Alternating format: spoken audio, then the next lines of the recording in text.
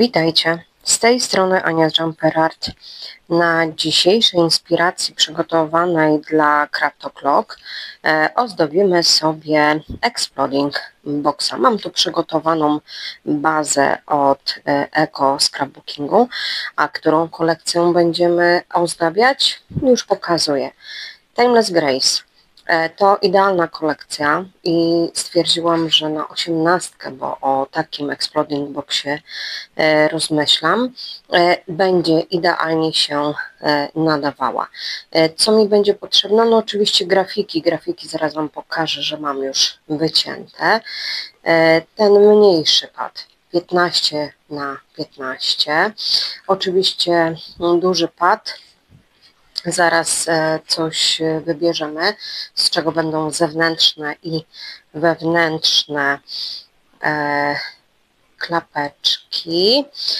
Jeden arkusz to jest 9 kwadratów, więc idealnie będzie pasować. Oczywiście coś musi być napisane, więc napisy od Craftoclocka. Tu mówiłam Wam już o elementach wyciętych i ja sobie podzieliłam kwiaty i pozostałe grafiki. Mam jeszcze listki z ekstasów, które są jedne z tych najnowszych.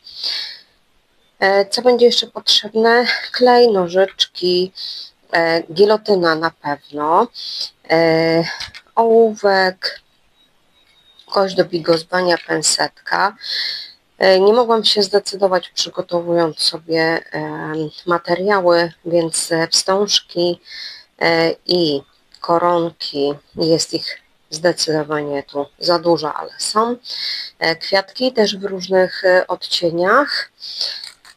Tekturki i tu będzie królowała na środku tekturka 18 od Tekturkowo.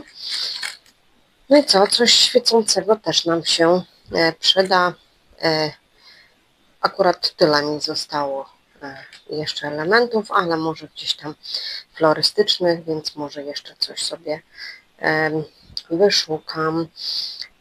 Perełki, półperełki na pewno jak macie, ja też będę ich poszukiwać, to z całą pewnością jeszcze sobie dodamy.